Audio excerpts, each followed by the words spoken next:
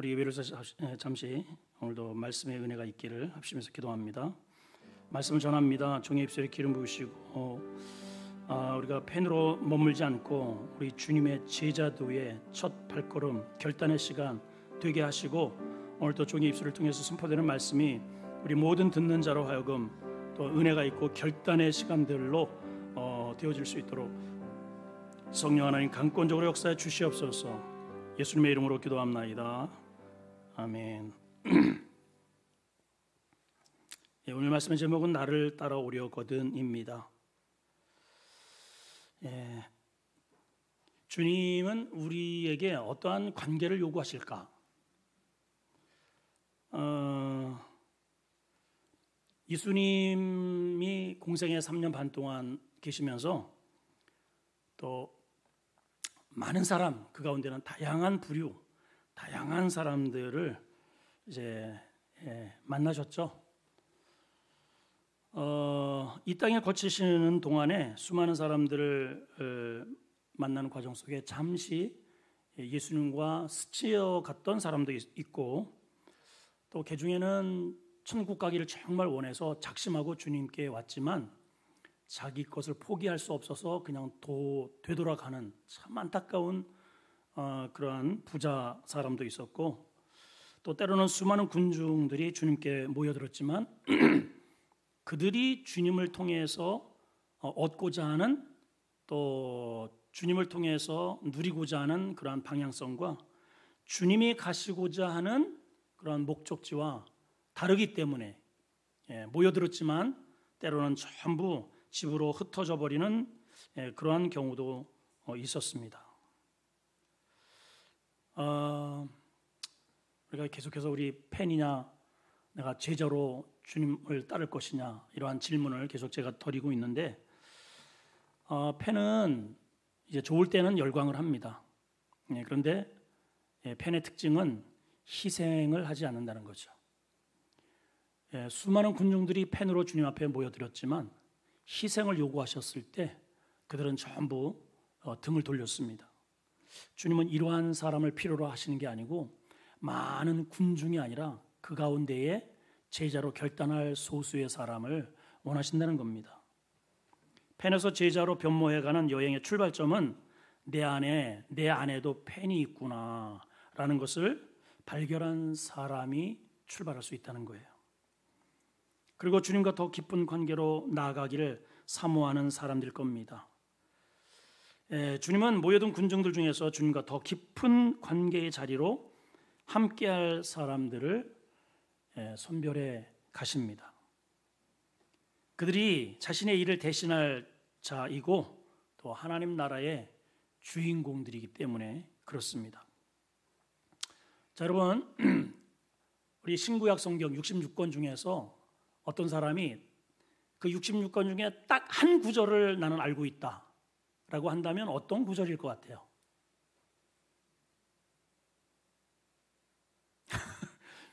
이렇게 멀뚱멀뚱 쳐다보면 보실까요? 자, 이 성경 속에 어떤 사람이 딱 한 구절을 알고 있다. 그리고 예상되는 구절이 어떤 걸 것 같아요? 제가 보기에는 요한복음 3장 16절. 자, 한번 해봅시다. 여러분들 잘 아시잖아요, 그죠? 시작. 하나님이 세상을 이처럼 사랑하사 독생자를 주셨. 이는 그를 믿는 자마다 멸망하지 않고 다 영생을 얻게 하려 함이라. 좋은 말씀이죠. 이걸 가장 많이 인용을 하고 또 총동원주일이나 전도할 때 여지없이 등장하는 말씀이기도 합니다. 왜냐하면 이 구절 속에는 하나님이 우리를 사랑하셨다. 또 얼마나 사랑하셨는지 그 아들 독생자까지 주셨다. 그래서 그를 믿는 자는 누구나 다 영생을 얻는다. 이러한 아주 복음의 핵심이 이제 들어있기 때문에 그래요. 근데 총동주일날 오늘 우리가 읽은 누가복음 9장 23절을 인용해서 초대장을 그렇게 찍어내는 그러한 교회는 제가 지금까지 저도 그렇지만은 본 바가 없습니다. 근데 여러분, 이 요한복음 3장 16절 이 말씀은 나를 하나님이 세상을 이처럼 사랑하셔서 독생자를 주셨다. 이 말씀은 요한복음에만 나와요. 왜 사복음서가 있느냐면 마태, 마가, 누가, 요한복음, 왜 사복음서냐? 이거를 공관복음서라고 하는데 각자 보는 관점에 따라서 주님께서 행하신 그 행보 속에 중요한 것이 있고 덜 중요한 것이 각자의 시각에 따라서 다르기 때문에 이 사람은 마태는 이런 관점으로, 누가는 이런 관점으로, 마가는 이런, 특히나 또 요한은 그 세 사람과 전혀 다른 관점으로 성경을 보았기 때문에 그 서로 비교해서 공통점도 있고 또 거기에만 나오는 게 있다 이 말이죠. 우리 모든 사람들이 다 좋아하는, 열광하는 요한복음 3장 16절은 사실은 다 좋아하는 것 같은데 요한만 썼어요. 근데 누가복음, 오늘 우리가 읽은 누가복음 9장 23절, 누구든지 나를 따라오려거든 자기를 부인하고 날마다 제 십자가를 지고 따라야 한다. 이거는요 별로 사람들이 기억하려고 하지 않고 부담스럽고 또 복음서에서 전도하는데 이거 뭐 인용하지도 않아요. 그런데 마태복음에도 나오고요, 마가복음에도 나오고 누가복음에도 나와요. 무슨 말이에요? 사람들은 인용을 별로 그렇게 중요하게 여기지 않을지라도 주님은 이 말씀이 오히려 요한복음 3장 16절보다 더 비중 있게 생각하신다는 뜻입니다. 요한복음 3장 16절이 기독교로 입문하는 입학의 말씀이라면 우리가 읽은 누가복음 9장 23절, 이것이 마태복음에도 마가복음에도 기록된 이 동일한 말씀은 기독교 입문에서 기독 신앙으로서의 완성되는 말씀이에요. 그러면 이 말씀이 빠진 것은 반쪽짜리 복음밖에 되지 않는다는 거예요. 이게 두 개가 합쳐져야만 진정한 그리스도인으로서 하나님의 나라의 백성으로서 완성될 수 있다는 거예요. 하나님이 세상을 이처럼 사랑하셨다, 믿으면 구원받는다, 그거는 입학하는 겁니다.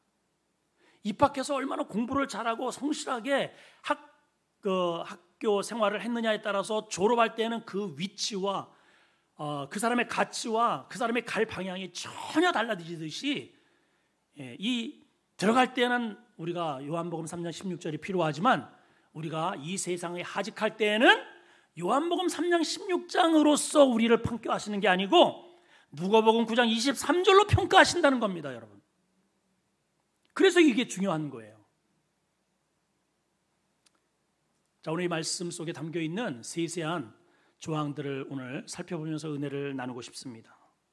자, 주님이 이렇게 말씀하셔요. 또 무리에게 이르시되, 자, 대상은 무리들이 잔뜩 모였습니다. 저 같으면 그러겠어요. 무리들이 오늘 용실할 수 없을 만큼 여기 꽉 찼다고 해봅시다. 그러면 제가 우리 장로들이나 우리 새가족부들을 미리, 이건 총동원준 아닙니까?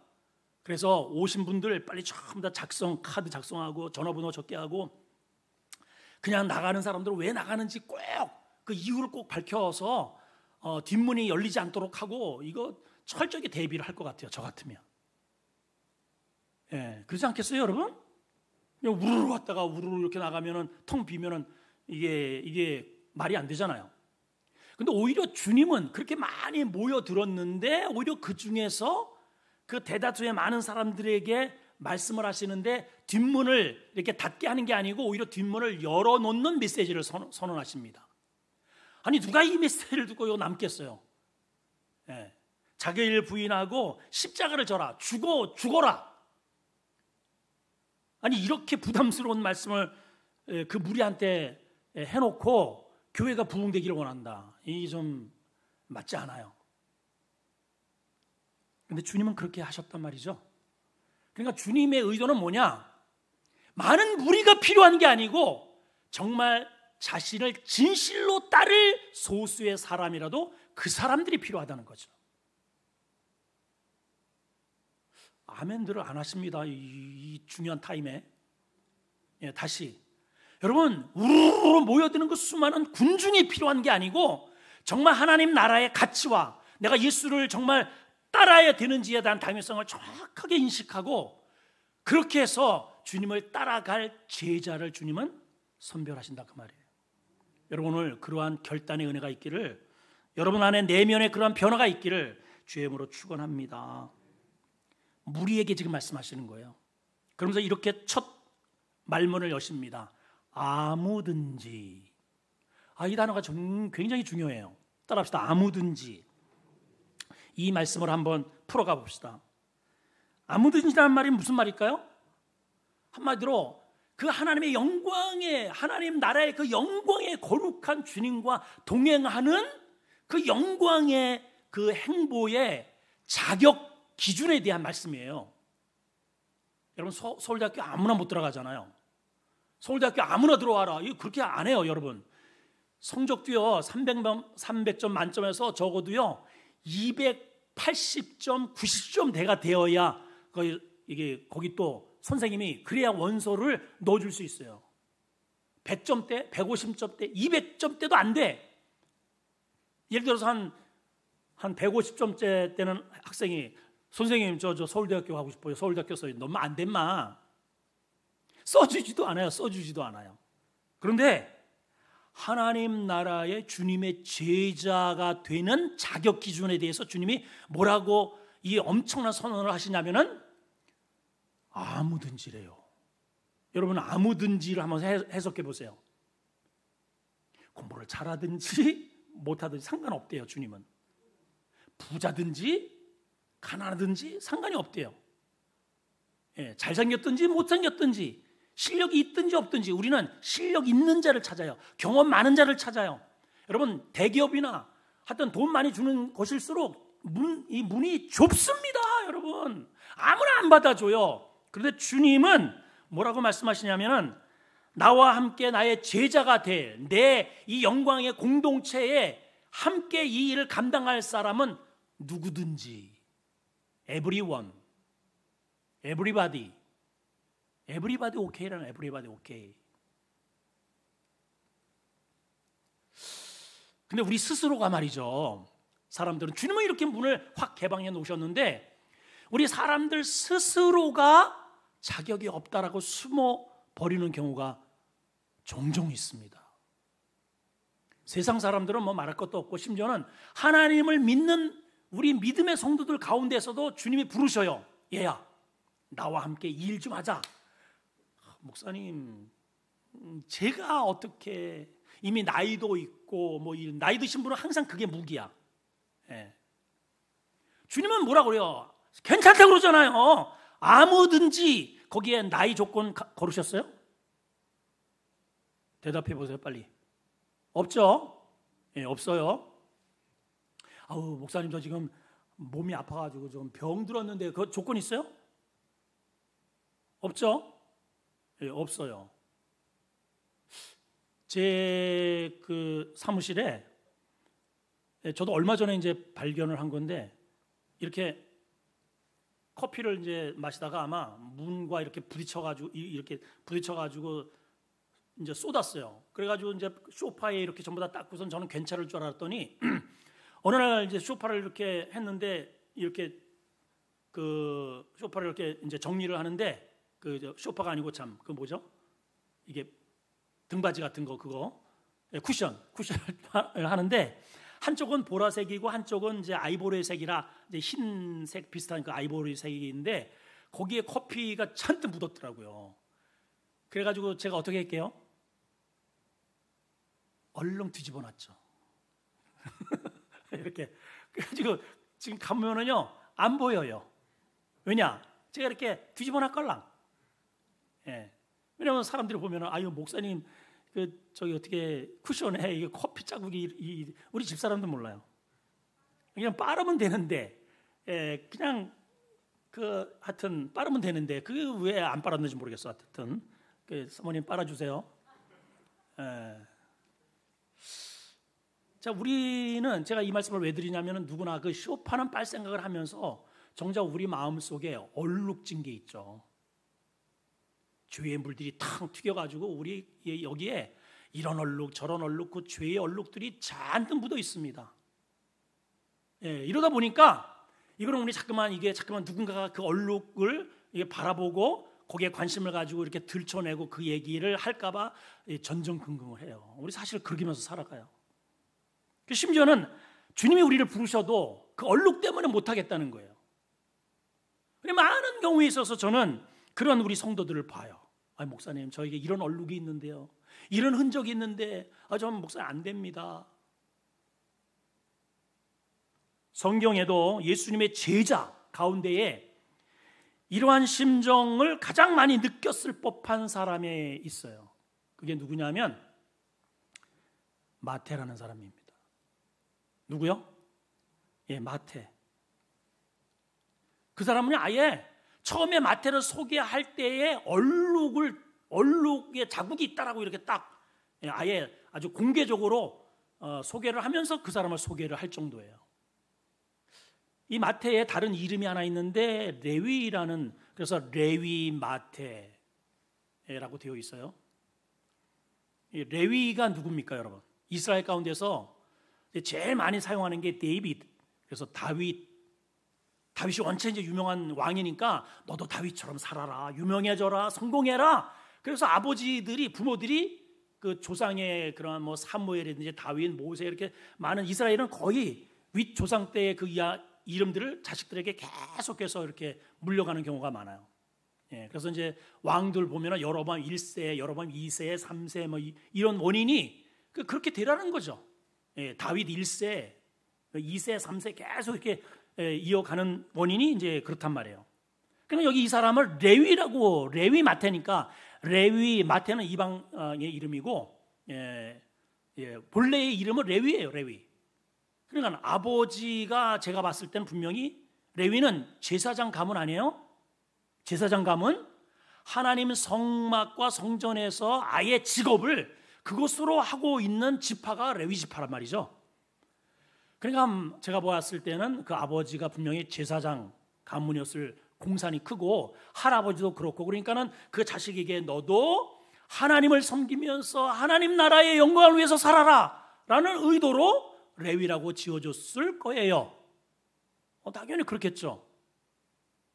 근데 그가 앉아있는 자리는 오히려 창기와 똑같이 취급을 받는 그러한 세리, 매국노, 그 세리의 세관에 그 자리에 앉아있는 거예요.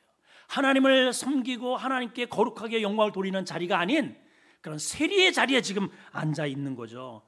얼마나 이 마태의 입장에서 얼마나 얼룩이 큽니까 지금.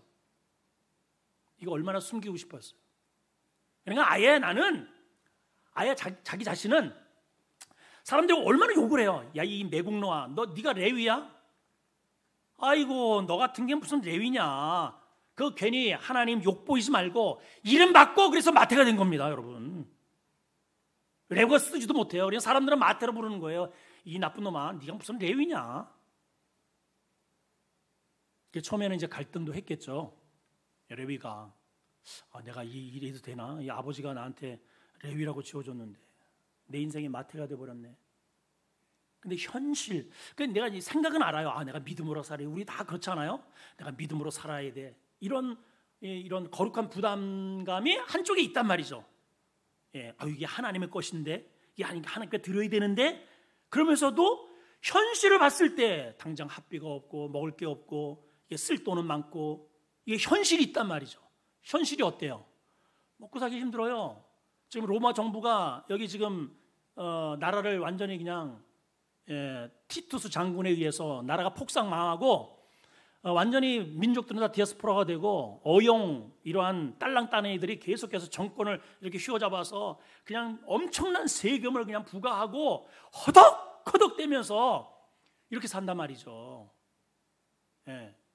현실은 내가 믿음으로 정직하게 하나님의 말씀 붙잡고 살아야 되는 건 맞아요. 그런데 자식 키워야죠. 학원 보내야죠. 먹고 살아야죠. 써야죠.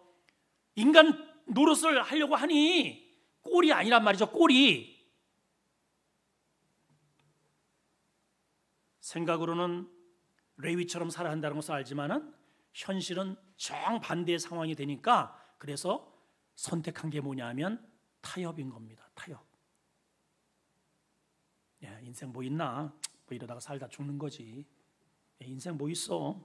다 저러고 살잖아, 다. 그래서 이제 타협을 하게 이르는 거죠. 그때 마침 로마 정부로부터 제안을 받는 겁니다. 당신 돈 벌고 싶지 않아? 벌고 싶죠. 그러면 우리 세무 공무원에 들어와. 그 자기가 알잖아요. 돈이 그냥 쑥쑥쑥쑥. 다른 사람들 하루 종일 땡볕에 가서 일을 해봐야 한 끼 먹고 살 것을 벌뚱말뚱 거기서 또 세금 뚝 띄워가지고 지금 가져가는 판에 너무 힘들게 사는데, 이거는 가만히 앉아 있으면 돈이 그냥 쑥쑥쑥쑥 그냥 앉아서 돈 다발을 긁게 생긴 그 자리, 처음에는 고민이 됩니다. 이거는 하나님이 기뻐하지 않는 자리인데, 근데 돈이 나를 자꾸만 유혹을 한단 말이죠. 돈이 유혹을 해. 결국은 자기도 모르게 처음에는 그 자리에 들어가서 얼굴 내밀질 못하고, 그런데 이제 그것이 이제 하루 이틀 한 해 두 해 하면서 점점 이제 죄에 대한 면역성이 생긴 거죠. 이렇게 돈 벌어가지고 나 좋은 일 하면 되지, 뭐 선교하지, 하나님께 많이 드리면 되지, 나도 할 만큼 했어, 나도 고민 많이 한 사람이야, 왜 이래, 뭐 사람들은 야 이 매국놈아, 야 이 창녀만도 못한 놈아 할지 모르지만은 너희가 그렇게 가지고 한 게 뭐 있어, 나는 그래도 돈 벌어가지고 내가 그래도 좋은 일 많이 하잖아, 하나님께 물질 많이 드리잖아. 그런데 뭔가 좀 캥기는 게 있잖아요. 삭개오처럼 그 마음속에 진실된 내면은 속일 수가 없는 거예요. 이건 아닌데 하면서도 어쩔 수 없이 현실의 문제 때문에 그 자리에 앉아 있는 거예요. 근데 이 사람이 소문을 듣게 되죠. 유명한 랍비가 나타났다는 거예요. 랍비는 그 당시에 선생, 영적인 선생. 그래서 이스라엘은 예수님 말고도 수많은 랍비들이 많이 있었어요. 그래서 사람들은 이분을 가리켜서 예수라고 이름 안 부릅니다. 제자들도 랍비요, 라보니요 그러잖아요. 유다도 랍비요. 그러니까 내가 섬기는 유명한 사람이라는 뜻이 랍비예요. 이 당시에 랍비들은, 랍비가 먼저 제자들을 이렇게 찾아가는 일은 절대로 있지 않습니다. 이 랍비의 유명세, 영성과 성경의 통달력과 예지력과 선지자적 그러한 이거를 가지고 제자들에게 하나님의 말씀을 가리키면서 미래를 예측할 수 있도록 그렇게 교육을 하는 사람들이 랍비거든요.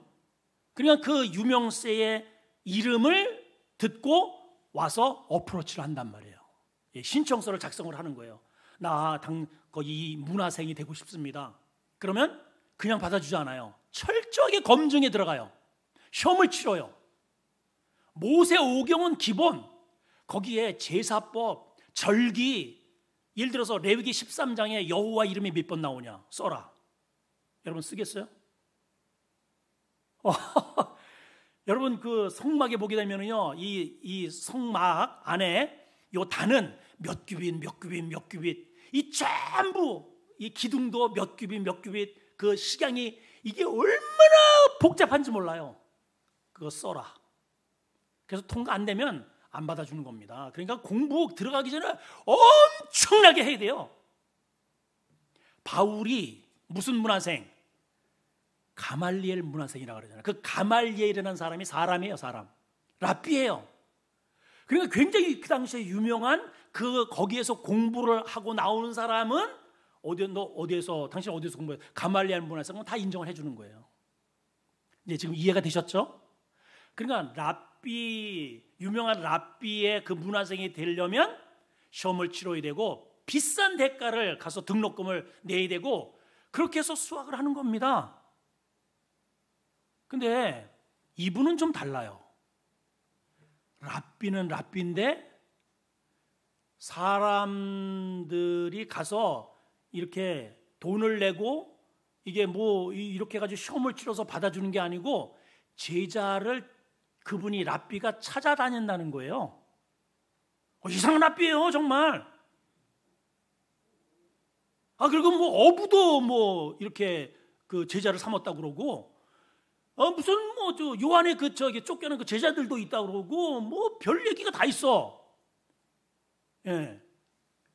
근데 이제 그분이 자기 앞에 지나간다는 거잖아요. 아니나 다를까? 웅성웅성 막 때로 막 궁금하지 않겠어요, 이 레위가? 예? 레위가?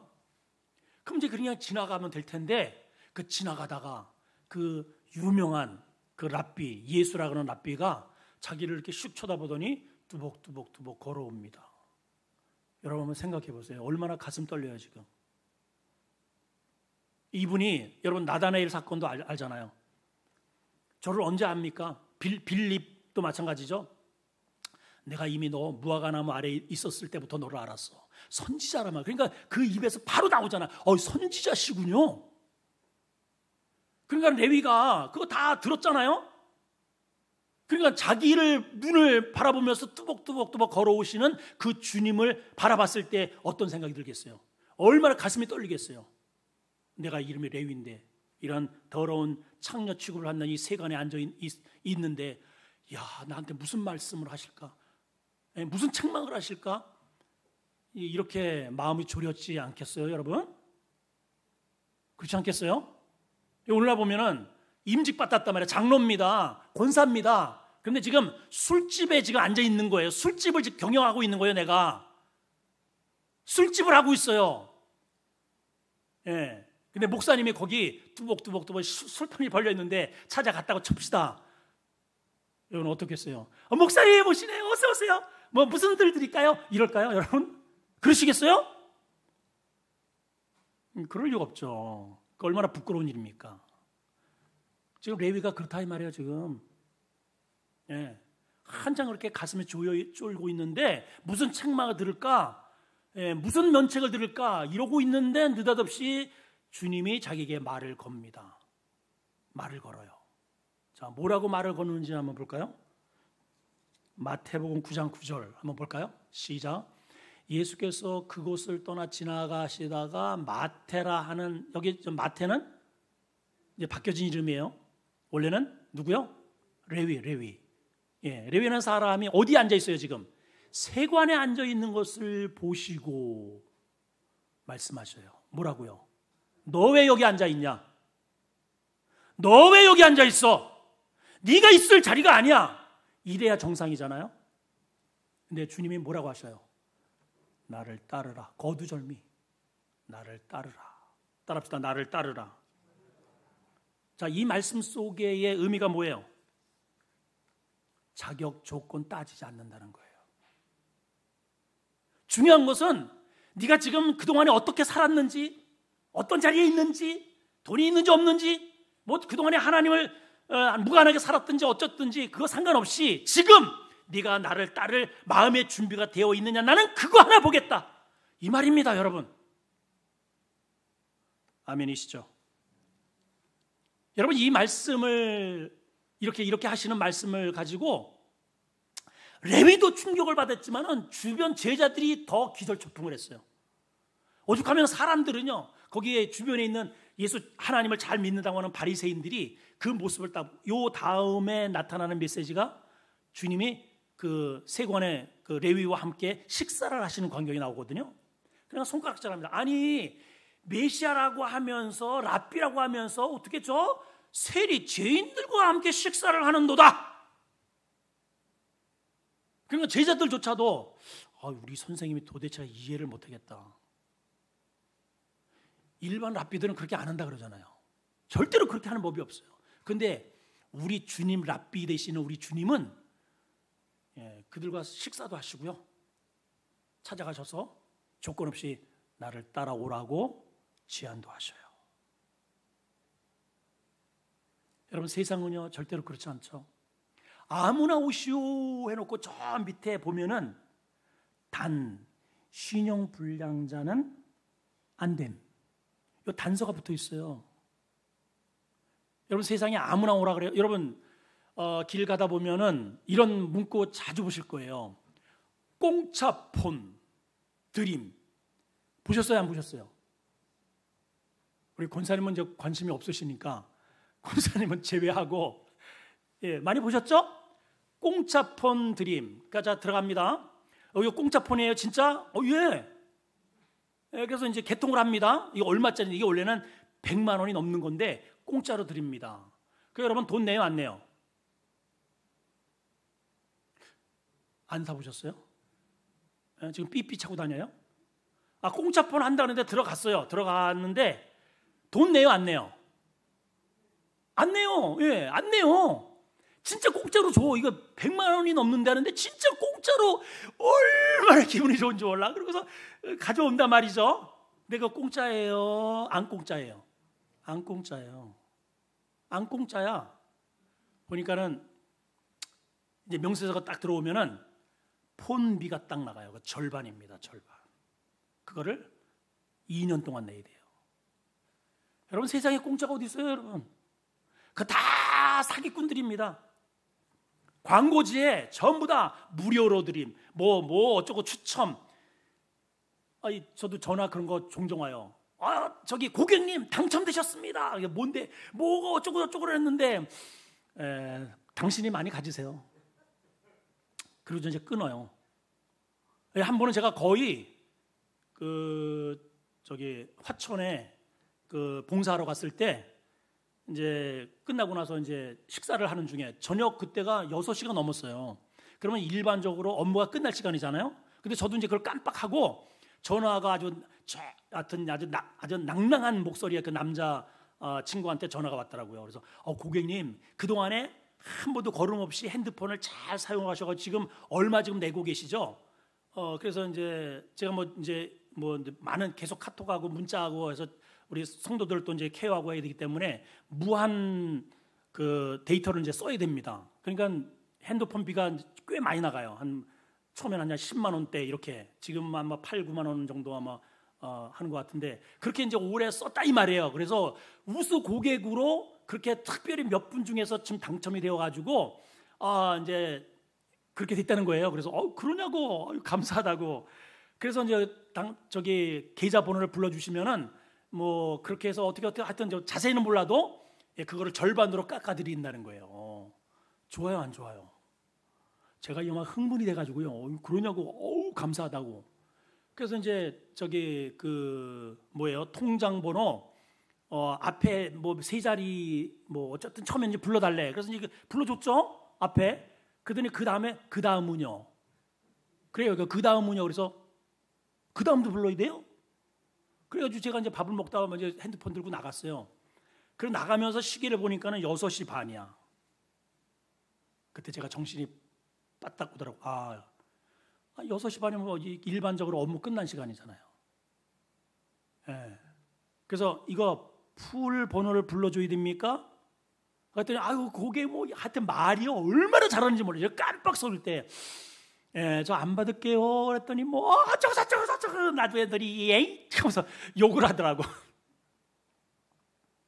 여러분, 세상에 공짜 없습니다. 세상은 다 조건이 있고 대가가 있어요. 유일하게 우리에게 대가를 바라지 않고 공짜로 은혜로 우리에게 죄 사함을 주시고 구원을 주시는 랍비는 예수 그리스도 이분 한 분밖에 없다 이 말이에요. 이거는 사기가 아니에요. 진짜입니다, 진짜. 근데 우리가 왜 못 믿느냐? 우리가 세상에서 맨날 이렇게 속고 다 그러잖아요. 공짜인 줄 알았더니 전부 다 그거 다 사기당하고 다 주머니 털털털 털리는 것을 계속 우리는 세상에서 이런 것들을 경험하니까 주님도 그런 줄 알고 못 믿는 거예요. 그래서 주님께 가는데 멈칫해요. 가다가 서고 또 재고 또 가다가 서고, 이거 결정 한번 하는데 10년 20년이 걸려요.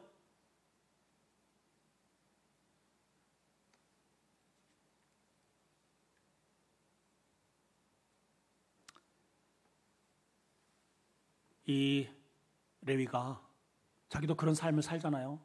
욕도 먹고 창조업 취급당하고 매국노라고 그러고 돈은 좀 벌어놨어요. 근데 생각해보면 그게 행복이 아닌 거죠. 그죠? 그게 무슨 행복이겠어요? 자기가 원하는 그런 그 돈 진짜. 그래서 벌어놨어요. 땅도 좀 사놨겠죠. 집도 마련하고. 저 일반 사람들처럼 살았다가는 만져볼 수 없는 돈은 이 사람을 만졌어요. 그런데 정작 그거를 만져보니 사람들에게 쏟아지는 그 양심의 소리, 너 레위 아니냐? 그 양심의 소리를 지울 수가 없는 거죠. 근데 때마침 이거는 일반적인 랍비는 내가 사실은 이 레위가 주님 앞에 짜자가가지고 그 바지 가랭이를 이렇게 붙잡고 엎으러져서 나 같은 죄인도 주님, 예수여, 나 같은 죄인도 당신의 문화생으로 받아줄 수 있습니까? 이제는 이거 청산하고 내가 이거 벌어보니 이게 정말 삶이 아닙디다 하고 그렇게 해서 제자가 된다고 하더라도 이거는 당시 그 사회 속에서 있을 수 없는 일인데, 더군다나 이건 더 놀라운 사실은 주님이 오히려 그 레위에게 찾아가셔서, 오히려 주님이 오늘 이 자리에 여러분들을 찾아오셔서 여러분들에게 말씀하시는 거죠. 뭐라고요? 나를 따라오너라.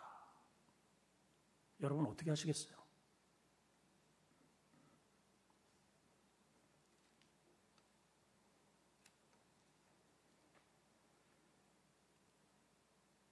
레위가 어떻게 했다 그래요? 마태가 나를 따르라 하시니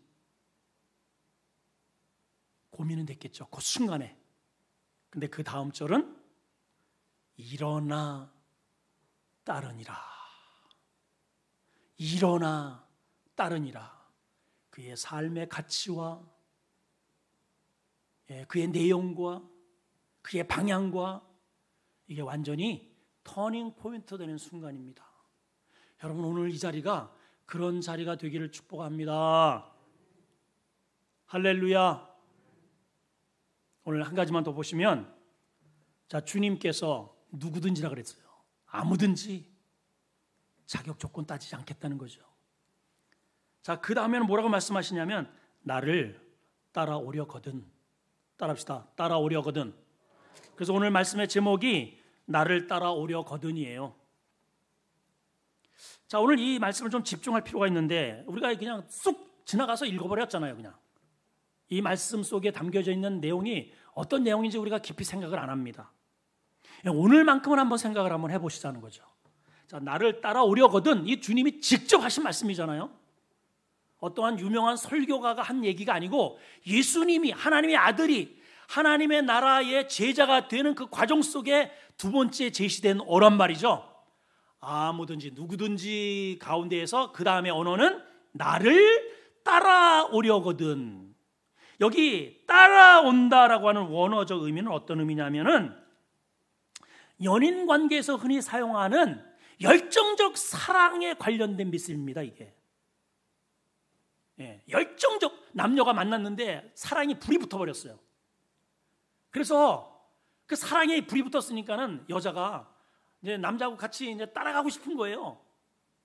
부모 입장에서는 야, 이 녀석아, 너 누군 줄 알고 따라가려 그래? 어딘지 따라가려 그래? 그러나 말거나 이 여자는 이미 사랑에 꽂혀버렸다니까. 그 따라가려거든이 바로 그런 의미다, 그 말이죠. 여러분, 사랑에 빠지면 우리는 나타나는 증상이 있죠. 비이성적인 사람이 돼요.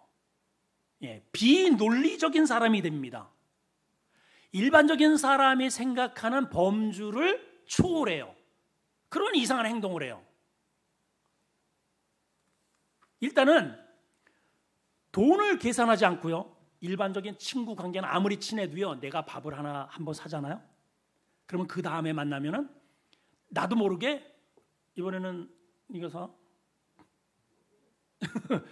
여러분 그래요, 안 그래요? 아무리 친해도요. 내가 예를 들어서 한 2번 샀어. 아니 3번 샀다 그래. 그러면 그 다음번에는 은근히 네가 좀 이번에는 네가 좀 사. 그런 게 친구 관계에, 직장 관계에, 동료 관계에는 그래요. 근데 이 사랑의 관계 속에는요, 10번이든 100번이든 1000번이든 그런 거 안 따져. 따져요, 안 따져요?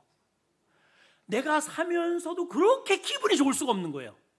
내가 이 사람을 위해서 뭔가를 해줄 수 있다고 하는 그 자체로 감사하면서 막 싱글벙글해. 그 이상하게 돈을 쓰면서 좋아하는 게 그게 사랑에 빠진 사람이에요.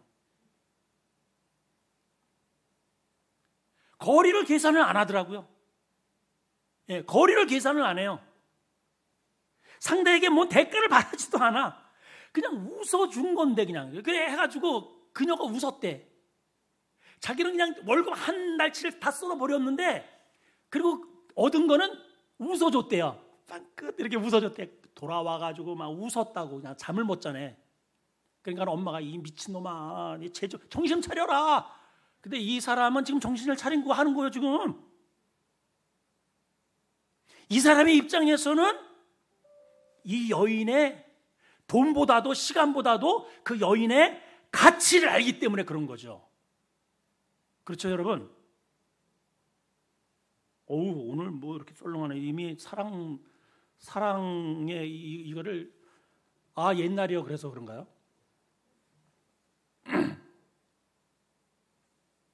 그 가수 중에요 미트로프라고 하는 유명한 가수가 있는데 그 명곡 중에 I would do anything for love라는 곡이 있어요. 해석을 하면은 사랑을 위해서는 못할 게 없다 이런 뜻입니다. I would do anything for you, for love. 사랑을 위해서 anything 나는 뭐든지 할 수 있다는 거예요. 그 가사를 보면은 이렇습니다. 사랑을 위해서라면 못할 게 없네. 지옥에라도 다녀올 수 있겠네. 사랑을 위해서라면 못할 게 없네. 하지만 그것만은 하지 않으리. 여기서 그것만은 하지 않으리가 뭔지는 모르겠어요. 못할 게 없네 해놓고 그것만은 하지 않으리. 뭐 시아버지 앞에서 방구를 안 낀다는 건지 뭐 코털을 안 뽑겠다는 건지 그것만이 아마 이별이겠죠. 네, 아마 제가 추측한 건데는 이별은 안 하겠다. 이별 빼놓고는 내가 다 할 수 있다. 며칠 전에도 제가 한번 비유를 한번 들은 바가 있는데 제가 이제 강릉 비행장에서 몇 년 근무를 하면서 들은 이야기입니다. 강릉 비행장에 보면은 그 대관령 쪽에 산을 이렇게 보면은 이런 레이더 사이트 둠이 이렇게 두 개가 보여요. 이렇게 동그랗게 해가지고 레이더 사이트가 있어서 북한 비행기가 우리나라에 오는지 안 오는지 또 비행기가 이래서 영공에서 공역 훈련할 때 이제 거기에서 컨트롤하는 그런 곳이에요. 근데 겨울 되면은요 여기에 눈이 얼마나 쌓이는지 이만큼씩 쌓입니다. 진짜로. 그러니까는 차도 그때는 이제 못 올라가요. 이만큼씩 쌓이니까는 뭐 겨우 사람 다닐 길 이제 군인들이 이렇게 길을 쳐가지고 그 올라가는데 반나절 내려오는데 반나절이에요. 푹 이만큼씩 빠지고. 근데 거기에 있는 모 중사가 어느 여인을 사랑하게 되었는데 그 여자가 어디 사느냐? 제주도 살아요. 제주도. 그래가지고 거기는 사이트 근무를 하기 때문에 한번 올라가면 2박 3일 근무를 해요. 그리고 내려와서 또 2박 3일을 쉬어. 2박 3일 근무하고 2박 3일을 쉬고. 그러면 근무를 2박 3일 하고 웬만하면 이제 눈이 이만큼 왔을 때는 그 눈이 녹을 때까지 일반 사람들은 그냥 거기 숙소가 있으니까 안 내려와요. 내려와 봐야 뭐 힘들고 내려오는데 반나절 이상 내려와야 된다니까요. 올라갈 때도 반나절. 그런 짓을 왜 합니까? 근데 이 친구는 이제 2박 3일 근무하면은 무조건 눈길을 푹푹 빠져가면서 내려와요. 그리고 이제 시외버스를 타고 서울에 와요. 서울에 와서 다시 공항 가는 버스를 또 시내버스를 타고 공항에서 비행기를 타고 제주도로 날아가요. 이거를 일주일에 한 번씩 하는 거예요. 거기에 들어가는 돈이 얼마며 그 중사 월급 얼마나 됩니까? 비행기 표에 하여튼 차비만 해도 이게 보통 많이 들어가는 게 아니에요. 또 거기에서 그냥 자기가 다 그 애인에게 다 사줘요. 거기 또 호텔 하나 묵어야 돼요.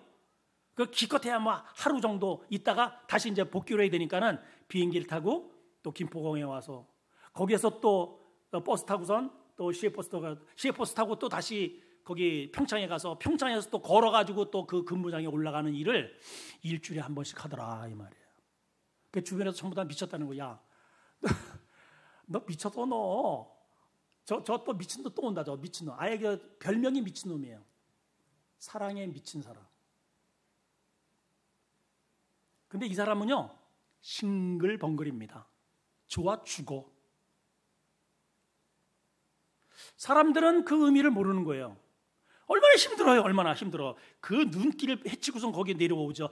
버스를 타야죠. 시외버스 타야죠. 또 저 비행기를 타고 거기 갔다가 이게 얼마나 번거롭고 세상에. 그런데 그 일을 기쁨으로 힘들지 않고 돈이 얼마가 내려가 이런 거 계산 안 해. 거리 계산 안 하더라 이 말이에요. 왜 그럴까요? 한 여인을 사랑하기 때문에 그런 거예요. 우리 한번 생각해 봅시다. 우리는 입으로 하나님 사랑, 예수님 사랑한다고 말을 합니다. 그러면 예수님을 사랑하고 하나님을 사랑하는 그 사랑 때문에 내가 계산하지 않는 주님을 만나고자 하는 그러한 열정과 그러한 간증의 스토리가 나에게 있던가? 내가 어떠한 이렇게 두 가지를 선택할 선택의 기로에서 주님을 사랑하기 때문에 내가 당해야 했고 손해봐야 했던 그런 어떠한 스토리가 있던가? 여러분 다들 가지고 계시죠? 우리 아름다운 교회 성도들은 다 그러한 간증의 스토리가 다 있을 줄 알아요. 이 친구는요, 누구를 만나도, 심지어는 그 얘기를 저는 직접 들은 게 아니고 그 아는 사람을 통해서, 동료를 통해서 들었거든요. 그러니까 이 소문, 그 사랑의 소문이 계속 번지는 거예요. 이야, 대단하다. 결국은 결혼했어요. 여러분, 그렇게 주님을 사랑하는 그 사람이 주님의 제자 옆에 서 있는 겁니다. 하나님 나라의 주인공이 되는 것이죠. 아멘이죠, 여러분. 네. 제가요, 저는 이제 군 생활을 좀 했으니까 그 한 가지 참 이상한 게 있더라고요. 그게 뭐냐면, 내 부모는 누구야? 어떤 때는 목사님이래요. 또 어떤 때는 장로님 자녀들도 종종 발견하고. 근데 이 친구는 술, 담배 다 해. 욕을 얼마나 잘하는지 몰라. 주일날 뻔히 되는데, 야, 교회 가자 그러면은 저는 우상의 가정에서 자란 아들 아니에요? 근데 그 장로 아들이, 목사 아들이 믿음이 솔직히 나만큼은 안 되더라고요. 가기 싫어해. 사역 가면 고길 가지 교회를 안 가. 제가 이제 거기만 그럴 줄 알았더니 일반적으로 모태신앙이나 처음서부터 이렇게 신앙생활을 한 사람들이 다는 아닐지라도 많은 경우에 있어서 그런 예들이 있단 말이죠. 자, 왜 그럴까를 한번 제가 연구를 해봤어요. 왜 그럴까? 오늘 이 말씀을 통해서 왜 그럴까? 주님은 누구든지 해놓고 그 다음에 나를 따르려거든. 이 말씀 속에 따르려면 거기에 뭐가 있어야 되느냐 하면은 사랑. 어떤 사랑? 미치도록 좋아하는 그 사랑. 나의 가치를 알고 나를 따름에 있어서 그 어떤 희생도 그 무엇도 바꿀 수 없는 그런 게 결단이 되어야만 가능한 그런 이야기거든요, 이게. 그렇잖아요, 그죠? 자, 그러면 그들이 왜 그러한 군대 가서 이렇게 신앙을 팔아버릴까를 생각해 봤더니 이게 그렇더라고요. 여러분, 사랑은요, 오늘 이 주님이 하신 이 말씀 23절은 아무든지 너희들 중에, 무리 중에 아무든지 나를 따라오려거든, 이 말씀은요 명령이 아닙니다. 명령이 아니에요. 이거는 거룩한 은혜의 자리에 초대장입니다. 강요도 아닙니다. 너희가 내가 누군지 그동안에 봤지. 내가 눈먼자 뜨게 했고 안질뱅이를 일으켰고 내가 무리로 걸었고 귀신을 쫓아냈고 내가 이 땅에 와서 내가 어떤 존재인지 너에게 수없이 말씀을 통해서 너에게 알려줬고 그 가치를 아는 자는 누구든지 나를 자원해서 따라오려면, 이런 뜻인 거거든요. 절대로 억지가 아닙니다. 강요가 아닙니다. 여러분, 하나님의 일은 절대로 억지로 해서 될 일이 아니에요. 여러분, 사랑은 절대로 억지로 하는 사랑은 언젠가는 들통이 나게 돼 있어요. 자, 어렸을 때 아이가 교회를 갑니다. 헌금도 합니다. 왜냐? 엄마가 지어주거든. 너 오늘 이거 꼭 가가지고 이거 1,000원 하나님 앞에 헌금해. 갔다 와서 헌금했어? 내가 선생님한테 물어볼 거야. 그러니까 자기는 이 헌금을 아이새끼 깨끼 이거 사 먹고 싶은데 엄마가 하라니까는 억지로 한 거예요. 나는 지금 친구야, 야 오늘 가가지고 이거 좀 바이킹 타자. 이거 뭐 놀자. 노래방 가자. 게임방 가자. 노래방이 아니고 하자. 나는 거길 가고 싶은데 엄마가 가라니까 간 거예요. 하기 싫은 사랑을 하는 거야. 하기 싫은 노래를 부르고. 나는 노래방 가가지고 1시간, 2시간씩 춤을 추고 싶은데 엄마가 교회 가라니까 는 억지로 손을 들어야 되고 일어서야 되고 그거 얼마나 짜증나는 일이에요. 그런데 이거 안 하면은 엄마한테 맞아주고. 자, 이러한 것이 초등학교, 중학교, 고등학교 다짐하는 거예요. 나한테 자유만 주어줘라. 그게 언제예요? 군대 가는 거죠. 자유, 프리덤. 이제는 내 의사대로 내가 결정해서 할 수 있는 그 타임이 왔을 때에 진짜 내가 좋아하는 그 상대로 가는 겁니다. 사랑은요, 억지로 할 수 없어요. 언젠가는 들통이 나게 돼 있는 거죠. 주님께서 오늘 나를 따라오너라 이 말씀은요, 억지가 아닙니다. 거룩한 사랑의 초대인 겁니다. 여러분, 이 거룩한 사랑의 초대장에 손을 내미시는 그 손을 붙잡으시기를 주의 이름으로 축원해요. 아멘. 예, 그래야 됩니다. 이 사람은 같이 변화가 있어야 되어야 이게 가능하다는 거예요. 비유 하나만 드리고 설교를 마치겠습니다. 마태복음 13장 44절을 보시면 한번 읽어볼까요? 가치를 발견한 이야기가 나오죠. 시작. 천국은 마치 밭에 감추인 보화와 같다. 어떤 사람이 밭을 갈다가 그 보화를 발견한 후에 이렇게 숨겨두고 어떻게 해요? 기뻐서 돌아가서 소유를 팔았다는 거예요. 자, 저것은 기쁘게 돌아갔다는 말이 아닙니다. 이게 발견하고 그냥 기쁘게 돌아갔다는 말이 아니고 재산을 처분하는 데 있어서 기꺼이 기쁨으로 처분했다는 뜻이에요, 저게. 자, 그런데 이제 옆에서 그걸 보잖아요. 아까도 얘기했잖아요. 그 군인이 그 사이트에서 눈이 푹푹 들어가는데 내려와, 또 차를 타, 서울 가, 또 고속버스 해가지고 또 어쨌든 공항에 가가지고 또 비행기를 타고 제주도까지 가. 사람들이 미쳤다는 거죠. 이해를 못해요. 자, 지금 재산을 막 파는 거예요. 뭐 하여튼 이거 집 팔고 논 팔고 하여튼 뭐 자기 가지고 다 주변에서 부인이 자식들이 일가 친척들이 다 난리치죠. 저희 밭 한번 갈고 오더니 전 더위 먹었나 정신병 난리칠 거 아니에요. 그런데 아랑곳하지 않아요. 눈 하나 깜짝하지 않아요. 팔아버려요. 왜 그럴까요, 여러분? 저 속에 감춰있는 보화가 내가 지금 파는 것에 게임이 되지 않는다는 것을 봤기 때문에 그런 거죠. 여러분, 그냥 교회를 왔다 갔다 할 게 아니고 우리는 이 안에서 이 성경 속에서 말씀을 통해서 하나님이 어떤 분이고 내가 믿는 예수님이 어떤 분이며 내가 장차 얻을 하나님의 영광과 그 은혜가 얼마나 귀하고 복된 것인지를 아는 사람은 기꺼이 내가 가지고 있는 이 소유, 이 세관에 앉아있는 이 자리를 벌떡 일어날 수 있는 겁니다. 아멘이십니까? 레위가 어떻게 했어요? 나를 따라오너라. 두 말 없이요, 군소리 없이 그 자리를 벌떡 일어났어요. 주님을 따른다는 것은 그동안에 물밀듯이 그냥 가만히 앉아서 그냥 돈이 다발로 들어오는 그거를 포기해야 되는 거예요.